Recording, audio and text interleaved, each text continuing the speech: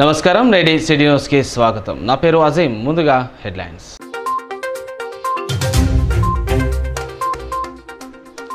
చెన్నూరు పట్టణంలో ఫెర్టిలైజర్ షాపులను తనిఖీ చేసిన వ్యవసాయ పోలీస్ శాఖ అధికారులు.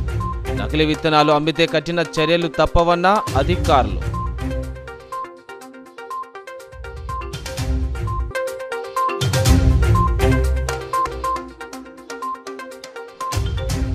బదిలీపై వెళ్తున్న లక్షడిపేట సీఐ నరేందర్ కు ఘన సన్మానం. విధి నిర్వహణలో బదిలీలు సహజమన్న మంచిర్యాల ఏసీపీ ప్రకాష్.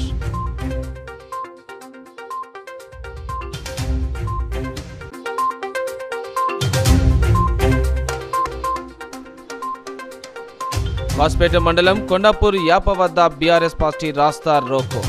యాప రోడ్డుకు వెంటనే మరమ్మతులు చేయాలని డిమాండ్.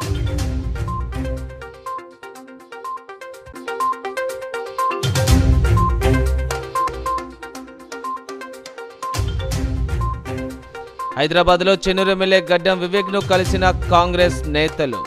క్యాతన్పల్లి మున్సిపాలిటీలో నెలకొన్న సమస్యలు పరిష్కరించాలని విన్నపం. చెన్నూరు పట్టణంలో ఫెర్టిలైజర్ షాపులను వ్యవసాయ శాఖ పోలీస్ శాఖల అధికారులు ఆకస్మికంగా తనిఖీలు చేపట్టారు. చెన్నూరు పట్టణంలోని ఫెర్టిలైజర్ పెస్టిసైడ్ షాపులను చెన్నూరు వ్యవసాయ పోలీస్ శాఖ అధికారులు సంయుక్తంగా ఆకస్మిక తనిఖీ చేపట్టారు. పట్టణంలోని పలు ట్రేడర్లు గోదాములను తనిఖీ చేసి రికార్డులను పరిశీలించారు. నకిలీ విత్తనాలు, ఎరువులు సరఫరా జరగకుండా ముందస్తు చర్యలో భాగంగా తనిఖీలు నిర్వహించినట్లు అధికారులు తెలిపారు. ఈ తనిఖీలో స్థానిక వ్యవసాయ శాఖ అధికారిని, పట్టణ సీఐ సిబ్బంది పాల్గొన్నారు.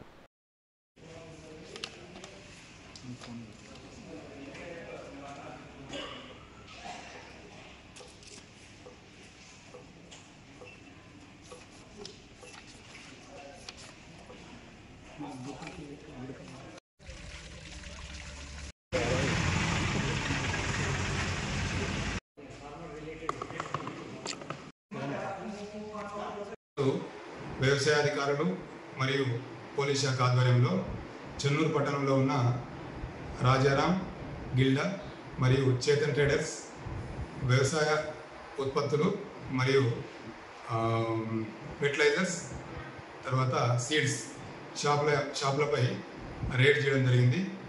అందులో ఎవరైనా అనాథరైజ్డ్ సేల్స్ కానీ పర్చేజ్ కానీ ఏమైనా చేస్తున్నారనేటువంటిది దాంతో రేడ్ చేయడం జరిగింది. రికార్డ్స్ పరిశీలించడం జరిగింది. వ్యవసాయ అధికారి గారు మేము కూడా అటువంటి ఏమీ నోటీస్ రాలేదు. షాప్ యజమానులకు కూడా ఎలాంటి రసీదులు ఇవ్వకుండా ఫార్మర్స్కి ఇవ్వద్దని చెప్పాము.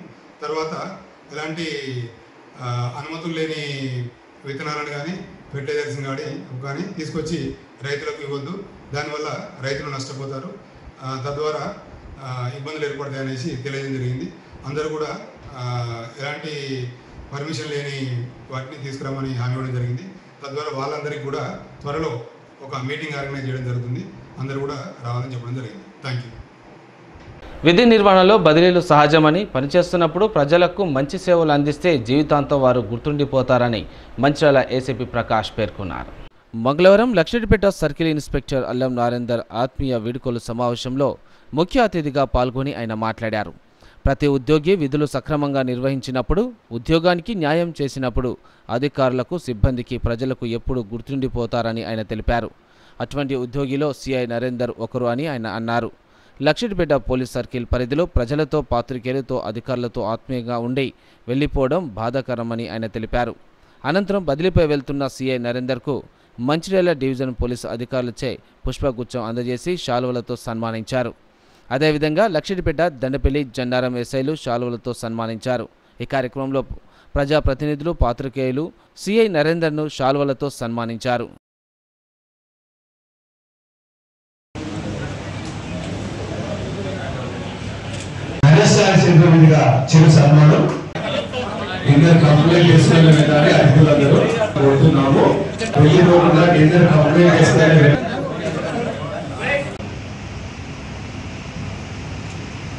లక్షపేట సిఐగా పనిచేస్తూ ఈరోజు బదిలీపై వెళ్తున్న సిఐ అల్లం నరేందర్ నాకు యంగర్ బ్రదర్ లాంటోడు. ఈ బదిలీ మీరు అందరు వక్తలు మాట్లాడింది విన్న తర్వాత అతని మీద ఏ అభిప్రాయం ఉందో మీకు నాకు అర్థమైపోతా ఉంది. తర్వాత గత 15 సంవత్సరాల నుంచి కావచ్చు, నా డౌట్ 2010 నుంచి 15 సంవత్సరాల నుంచి ఒక ఆఫీసర్ బదిలీపై వెళ్తున్నారు అని అన్నప్పుడు ఇంత పెద్ద మొత్తంలో వీడ్కోలు సమావేశము ఏర్పాటు చేయడం ఇది మొట్టమొదటిసారి నేను చూస్తాను. సో దాన్ని బట్టే అర్థమైతా ఉంది. కాసిపేట మండలంలోని కొండాపూర్ యాప వద్ద చిన్నపాటి వర్షానికి వరద నీటితో చిత్తడిగా మారుతుందని, దీనికి శాశ్వత పరిష్కారం చూపాలని డిమాండ్ చేస్తూ బీఆర్ఎస్ పార్టీ ఆధ్వర్యంలో నాయకులు రాస్తారోకో చేశారు. ఈ సందర్భంగా మాజీ జెడ్పీటీసీ పల్లె చంద్రయ్య, బీఆర్ఎస్ పార్టీ మండల అధ్యక్షుడు బొల్లు రమణారెడ్డి మాట్లాడుతూ మండలంలోని అన్ని గ్రామాలకు అలాగే మందమరి, బెల్లంపల్లి, మంచిర్యాలకు వెళ్లడానికి యాప రోడ్డు ప్రధాన మార్గమని తెలిపారు. విపరీతమైన రద్దీ ఉంటే ఈ రోడ్డు గత కొన్ని సంవత్సరాలుగా మరమ్మతులకు నోచుకోకపోవడంతో చిన్న వర్షానికి మోకాల లోతు నీరు నిలిచి రాకపోకలకు అంతరాయం కలుగుతుందని ఆవేదన వ్యక్తం చేశారు. జిల్లా కలెక్టర్తో సహా అధికారులు కాజీపేట మండలంలో ఏ కార్యక్రమానికి వెళ్లాలన్నా ఈ రోడ్డు గుండానే వెళ్తున్నారని, ఇప్పటికైనా స్థానిక ఎమ్మెల్యే, ప్రజాప్రతినిధులు, అధికారులు స్పందించి రోడ్డుకు శాశ్వత నిర్మాణం చేపట్టాలని వారు డిమాండ్ చేశారు. అధికారులు స్పందించకపోతే బీఆర్ఎస్ పార్టీ ఆధ్వర్యంలో ఎమ్మెల్యే క్యాంప్ ఆఫీస్ ముట్టడి చేసి ఆందోళన కార్యక్రమాలు చేపడతామని హెచ్చరించారు. నేను తెలియజేసేది ఏమనగా మండల స్థాయి నాయకులు, జిల్లా స్థాయి నాయకులు కూడా హెచ్చరిస్తాను. నాది ఇదే ఇల్లు, ఈ రోడ్డు 4 సంవత్సరాల నుంచి రిపేర్ ఉంది. చాలా రోజుల నుంచి గమనిస్తున్నా, చాలా రోజుల నుంచి మాట్లాడుతున్నా. ఎలక్షన్ ముందు కూడా మీరు మాట ఇచ్చారు, మీరు ఈ రోడ్డు ఖచ్చితంగా కొత్త నిర్మాణం చేపిస్తా అన్నారు. సరే అండి, చేపిస్తారు కాబట్టి ఒక 2 సంవత్సరాల నుంచి 15 నుంచి మేము మాట్లాడుతున్నాం, అడుగుతున్నాం.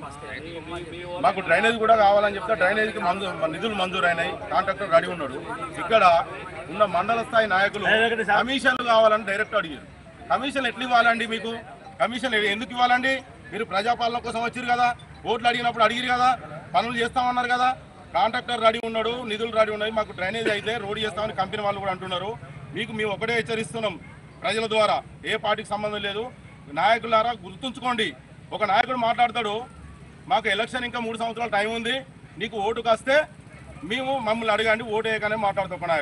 ఒక నాయకుడు ఏమంటాడు, మాకు 8% కమిషన్ కావాలా. ఎమ్మెల్యే మీద ఒత్తిడి తీసుకొచ్చి ఇది ప్రజలకు ఎలాంటి ఇబ్బంది కలగకుండా పర్మనెంట్గా ఏదైతే సోర్స్ చేయాలని చెప్పేసి పర్మనెంట్గా బీటీ రోడ్ వేయాలనే ఒక నినాదంతో చేస్తున్న తరుణంలో నిన్నటికి నిన్న ఈ యొక్క కార్యక్రమాన్ని ఇవాళ ఈ కంకర పోసి దీన్ని పూర్తి చేసి లెవెల్ చేయడం జరిగింది. కాబట్టి ఏదైతే రానున్న రోజుల్లో దీన్ని పర్మనెంట్గా చేయకపోతే 500-600 మందితోటి ఇవాళ వినోద్ గారి క్యాంప్ ఆఫీస్ను ముట్టడించి చాలా ఇబ్బంది అవుతుంది.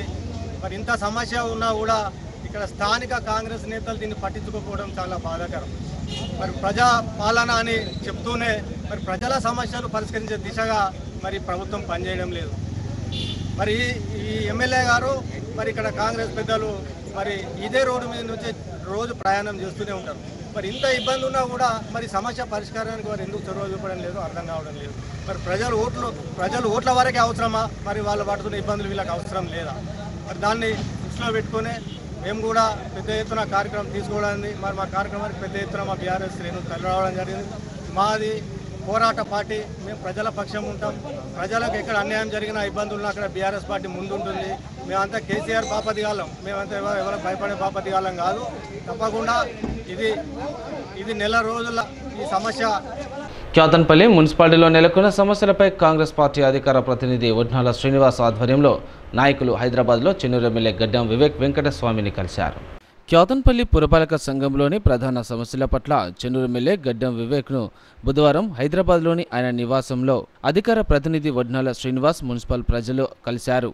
అనారోగ్యం పాలైతే ఆసుపత్రులు లేక ఇబ్బందులు పడుతున్నారని, రామకృష్ణపూర్ మందమరి మధ్యలో 50 పడకల గదుల ఆసుపత్రిని ఏర్పాటు చేయాలని కోరారు. స్ట్రీట్ వెండర్స్ కొరకు కేంద్ర ప్రభుత్వం 8.5 లక్షల రూపాయలు మంజూరు చేసినప్పటికీ ప్రభుత్వ స్థలం లేక నిర్మాణం చేపట్టలేదని, ఈ విషయం పట్ల మందమరి జనరల్ మేనేజర్ని కలిసి సింగరేణి స్థలంలో ఉమ్మడి ఆంధ్రప్రదేశ్ మాజీ ముఖ్యమంత్రి టీడీపీ వ్యవస్థాపకుడు స్వర్గీయ నందమూరి తారక రామారావు జయంతి వేడుకలను మంచిర్యాల జిల్లా కేంద్రంలో కమ్మ సేవా సమితి ఆధ్వర్యంలో ఘనంగా నిర్వహించారు. మంచిర్యాల జిల్లా కేంద్రంలో కమ్మ సేవా సమితి ఆధ్వర్యంలో ఉమ్మడి ఆంధ్రప్రదేశ్ రాష్ట్ర మాజీ ముఖ్యమంత్రి విశ్వవిఖ్యాత నట సార్వభౌమ నందమూరి తారక రామారావు 102వ జయంతి వేడుకలను ఘనంగా నిర్వహించారు.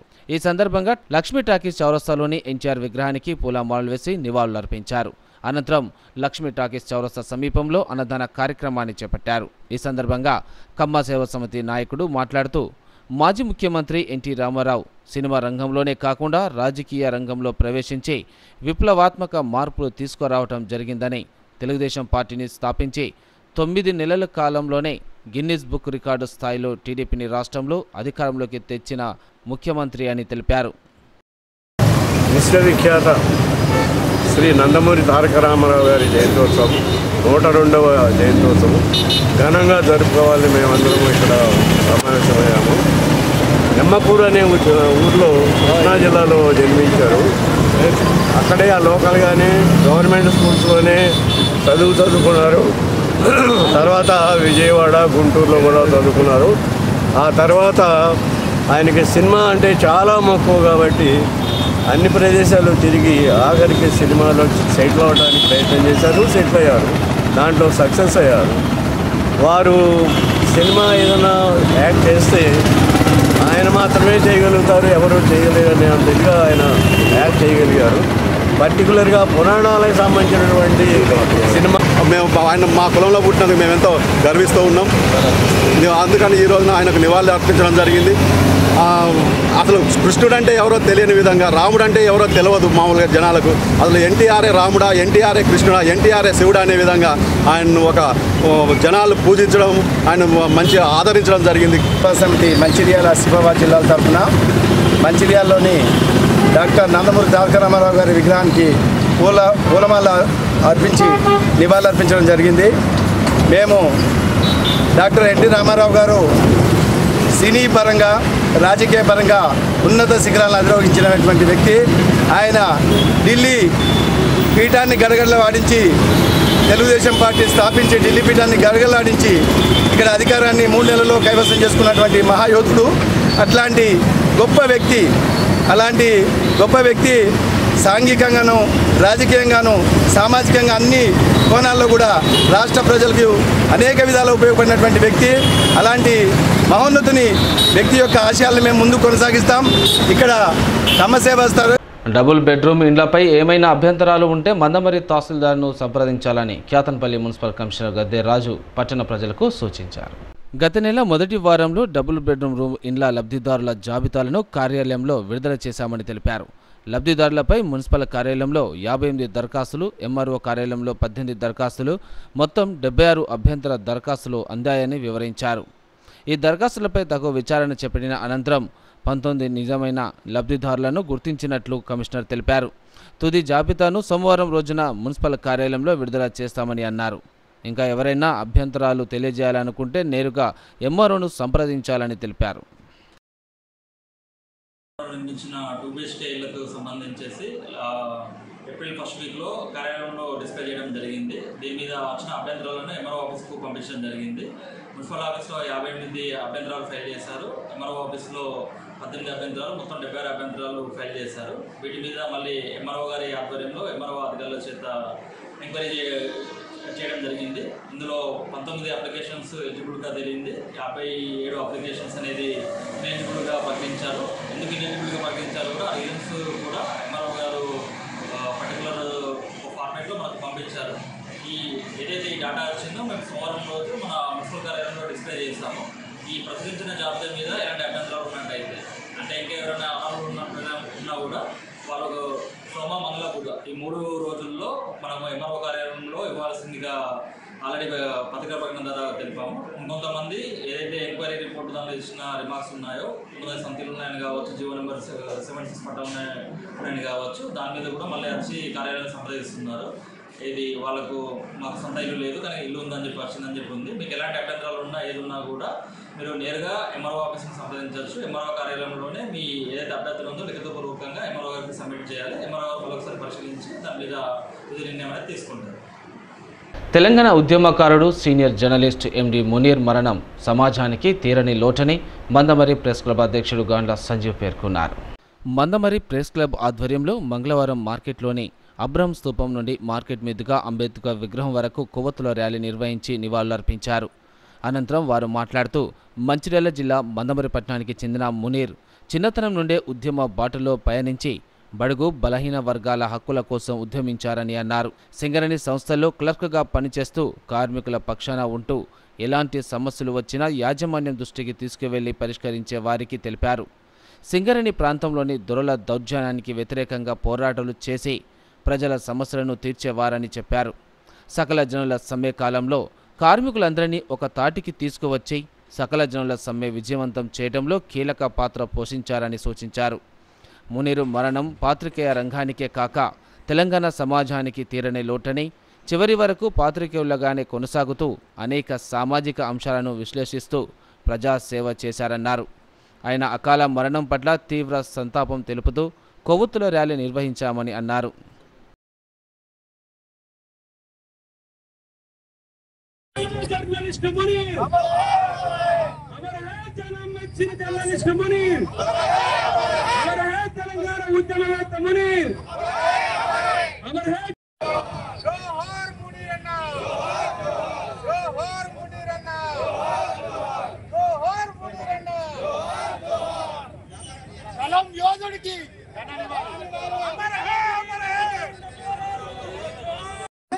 నీ లోపల ఒక ఫైర్ ఉన్నది, నిన్ను చూస్తున్న నాకు గర్వంగా తమ్ముడు, తప్పకుండా నీకు రాజకీయ భవిష్యత్తు ఉంది, నువ్వు ఇట్లా ముందుండి కొట్లాడు, నీ వెనుక నేను ఉంటా అని చెప్పిన సందర్భంలో ఈ రోజు మునీరన్న లేకపోవడం వాస్తవంగా నా రాజకీయ జీవితానికి కావచ్చు, నా వ్యక్తిగత జీవితానికి కావచ్చు తీరం లోటుగా భావిస్తూ వారికి పాదవందనం తెలియజేస్తున్నాం. ఎర్ర జెండా కింద మరి కార్మిక కర్షక నేతగా నా మందమరి కార్మికులను కాపాడుకోవడానికి, నా మందమరి కార్మికుల హక్కులను కాపాడుకోవడానికి, ఈ కార్మికుల కుటుంబాల్లో జీవితాల్లో వెన్ను నింపడానికి మరి ఒక ఎర్ర జెండాగా ఈరోజు మన మునీరన్న గారు ఆ రోజు మరి చావుకు ఎదురొడ్డి చావును లెక్క చేయకుండా పోరాడితే పోయేదేమీ లేదు, బానిస సంఖ్యలు తప్ప అని చెప్పించి ప్రతి వేదిక పైన ఈ స్లోగన్ అన్న ఇచ్చేటోడు. ఎందుకనంటే త్యాగదారులను మర్చిపోయేటువంటి సంస్కృతి ఈ మందమరి పట్టణానికి కానీ సింగరేణి కార్మికులకు కానీ లేదు. వాస్తవానికి మందమరిలో మునీర్ చాలా మందికి జర్నలిస్టుగానే తెలుసు, ఆయన రాతల వల్లనే తెలుసు. కానీ అంతకు మించినటువంటి ఈ ఊరికి సంబంధించినటువంటి ఇవాళ మనం ప్రశాంతంగా నిద్రపోతున్నామని అంటే కూడా దాని వెనుక ఆయన కృషి ఉంది. బహుశా ఆయన ఊహ తెలిసినప్పటి నుంచి కూడా ప్రజాక్షేమం కోసం, ప్రజాశ్రేయస్సు కోసమే పనిచేసింది. ఇవాళ సింగరేణి పాఠశాలలు రావడానికి ఆయన మందమరిలో అమర నిరాహార దీక్ష చేసింది. మందమరిలో సింగరేణి ఆసుపత్రులు రావడానికి వాళ్ళ పోరాటాలు లాఠీ దెబ్బలు తిన్నారు, తలకాయలు పలగొట్టుకున్నారు. అదేవిధంగా కార్మికులకు ఇల్లు కావడానికి, కార్మికులకు కరెంటు రావడానికి కూడా ఆ కాలంలో మునీరన్న కాలంలో మునీర్, అతని సహచరులు, ఇతర విప్లవకారులందరూ చేసినటువంటి కృషి ఉన్నది. మాట్లాడుకునేటువంటి దుర్గతి వస్తుందని ఎవరు కూడా ఊహించలేదు.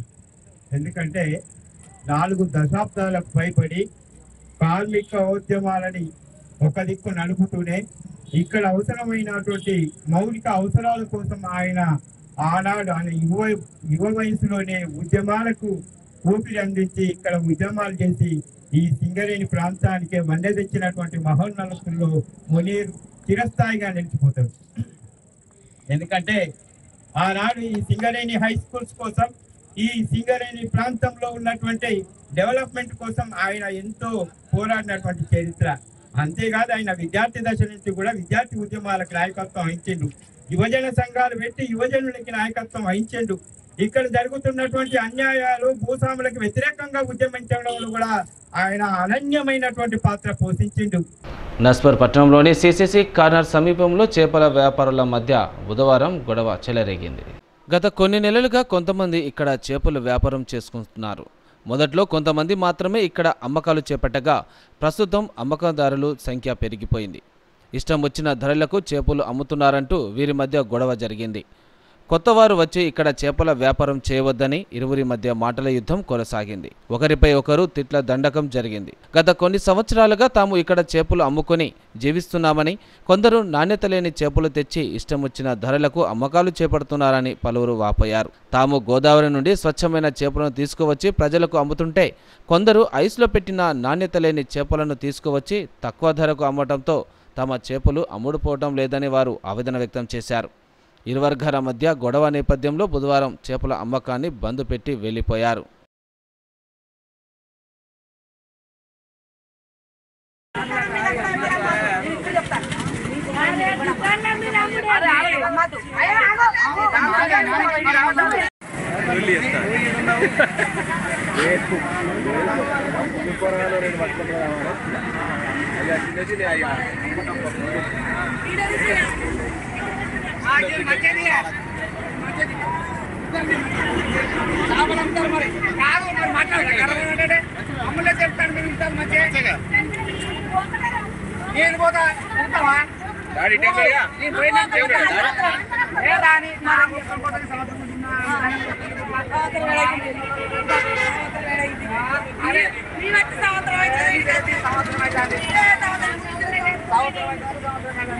సింగరేణిలో వార్షిక ఉత్పత్తి లక్ష్యం చేరుకోవాలంటే అన్ని ప్లేడలను వర్కింగ్ డేస్గా మార్చాలని హెచ్ఎంఎస్ మందమరి ఏరియా ఉపాధ్యక్షుడు శ్రీనివాస్, కేంద్ర ఉపాధ్యక్షుడు పార్వతి రాజరెడ్డి డిమాండ్ చేశారు. మందమరిలో ఏర్పాటు చేసిన విలేకరుల సమావేశంలో వారు మాట్లాడారు. సింగరేణి వార్షిక లక్ష్యం చేరుకోవాలంటే మరి అన్ని ప్లేడలను కూడా వర్కింగ్ డేస్ చేస్తే సులభంగా మరి లక్ష్యాన్ని చేసుకోవచ్చని హెచ్ఎంఎస్ భావిస్తుంది. కాబట్టి సంవత్సరంలో 300 రోజులే వర్కింగ్ డేస్ కాకుండా ప్లేడర్లు కూడా కలుపుకుంటే ఇంకొక 50 రోజులు అదనంగా వస్తాయి. కాబట్టి మరి వార్షిక లక్ష్యాన్ని అత్యంత సులభంగా ఛేదించవచ్చు. మరి 50 రోజులకు మరి ప్లేడే వేతనాలను కార్మికులను ఎందుకు ఇవ్వాలి అని అనుకోవడం కూడా కరెక్ట్ కాదు. ఎందుకంటే ప్రభుత్వ బకాయిని 40,000 కోట్లు పేరుకపోయినప్పటికీ కూడా మరి కార్మికులు ఏం అనకున్నా కూడా మరి మనం లక్ష్యాన్ని చేరుకోవాలంటే వాళ్ళకి ఇవ్వడంలో ఎటువంటి తప్పులేదని చెప్పి హెచ్ఎంఎస్ భావిస్తుంది. ముఖ్యంగా 3 డిమాండ్లను మేము సింగరేణి సంస్థ ముందట ఉంచదలుచుకున్నాం. ఒకటి, అన్ని ప్లేడర్లు నడపాలి. నడిపితే అది కార్మికుడికి ఆర్థికంగా, అదేవిధంగా సంస్థకు లక్ష్యం టార్గెట్ ఈజీగా చేరుకునే విధంగా ఉంటుంది.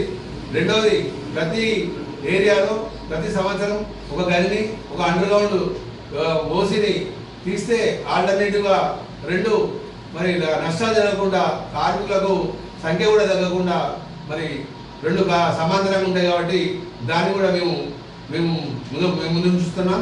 అలాగే మూడోది ఏంటంటే సింగరేణి సంస్థ రాను గనులన్నీ మూసివేస్తున్న సందర్భంగా అలాగే కొత్త గనులు తేవకపోవడం వలన కార్మికులందరూ కూడా సర్ప్లస్ అయ్యేటువంటి అవకాశం ఉన్నది. అందుకని సింగరేణి ఏదైతే మరి బొగ్గురే కాకుండా బొగ్గు ఆధారిత థర్మల్ పవర్ కానీ, సోలార్ పవర్ కానీ, హైడ్రో కానీ మిగతా ఎటువంటి రంగంలో పోయినా కూడా సింగరేణి కార్మికులనే మరి ఆ సంస్థల్లో పనిచేసే విధంగా చూడాలని మరి 3 డిమాండ్లను మేము హెచ్ఎంఎస్గా మరి సింగరేణి సంస్థ ముందట ఉంచుతున్నాం. దీన్ని కార్మికులు గమనించాలి. అంబేద్కర్ రచించిన రాజ్యాంగం ప్రకారం రిజర్వేషన్లు అమలు చేస్తున్నామని ముఖ్యమంత్రి రేవంత్ రెడ్డి అన్నారు.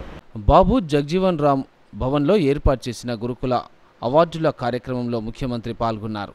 ఎస్సీ ఎస్టీలను పాలకులుగా మార్చింది కాంగ్రెస్ ప్రభుత్వమేనని పేర్కొన్నారు. చాలామంది మహనీయులకు గుర్తింపు తెచ్చింది కులం కాదు, చదువు మాత్రమే. ఉన్నత శిఖరాలకు ఎదగాలంటే చదువులతోనే సాధ్యమవుతుందని అన్నారు. సమాజంలో రుగ్మతలు, అసమానతలు తొలగించాల్సిన అవసరం ఉందని, కోటిలోని మహిళా కళాశాలకు వీరనారి చాకలి ఐలమ్మ పేరు పెట్టుకున్నామని తెలిపారు. కార్పొరేట్ విద్యా సంస్థలతో పోటీ పడేలా ఇంటిగ్రేటెడ్ స్కూల్స్ నిర్మిస్తున్నామని అన్నారు. ఒక విద్యార్థి చదువు, ఆరోగ్యం బాగుండాలంటే పరిసరాలు, మౌలిక వసతులు కూడా బాగుండాలని తెలిపారు. ఎస్సీ ఎస్టీ బీసీల పిల్లలకు చదువులు వద్దు, కులవృత్తులు మాత్రమే చేసుకోవాలని గత పాలకులు భావించారని చెప్పారు.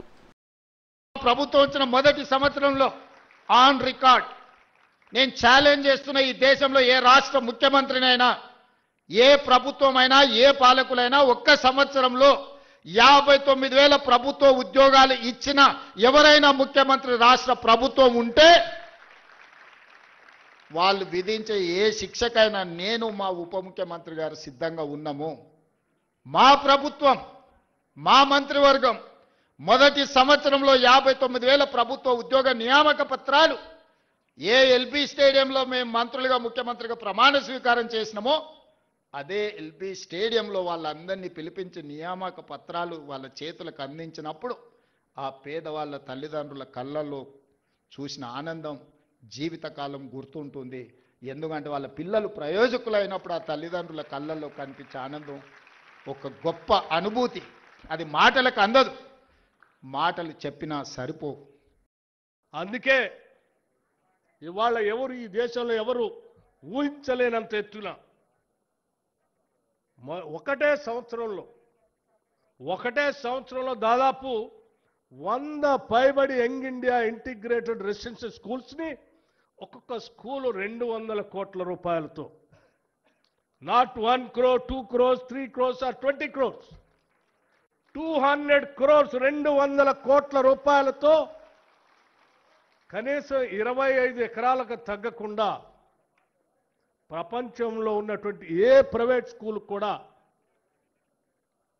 మనకంటే బాగుందని ఎవరు అనుకోవటానికి లేదు. వాటన్నిటికంటే కూడా ఇవి బాగుండాలని ప్రత్యేకంగా శ్రద్ధ తీసుకొని ఒక 100 స్కూల్స్ని ఈ సంవత్సరమే 104 స్కూల్స్ అనుకుంటా ఈ సంవత్సరమే శాంక్షన్ చేసి ఈ దేశ చరిత్రలో ఒక సువర్ణ అధ్యక్షాన్ని రాయగలిగామనంటే కేవలం ఆ తపన ఉంది కాబట్టి చేయగలుగుతున్నాం. సిటీ న్యూస్ ముగించే ముందు హెడ్లైన్స్ మరోసారి.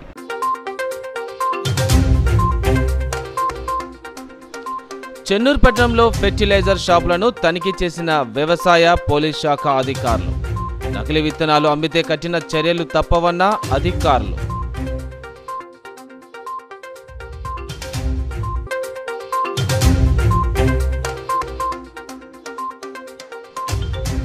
బదిలీపై వెళ్తున్న లక్షడిపేట సీఐ నరేందర్ కు ఘన సన్మానం. విధి నిర్వహణలో బదిలీలు సహజమన్న మంచిర్యాల ఏసీపీ ప్రకాష్.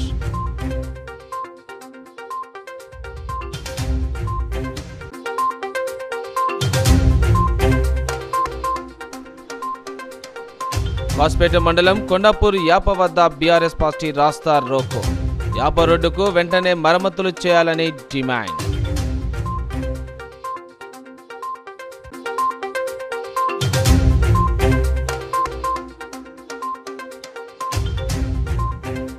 హైదరాబాద్లో చెన్నూరు ఎమ్మెల్యే గడ్డం వివేక్ను కలిసిన కాంగ్రెస్ నేతలు.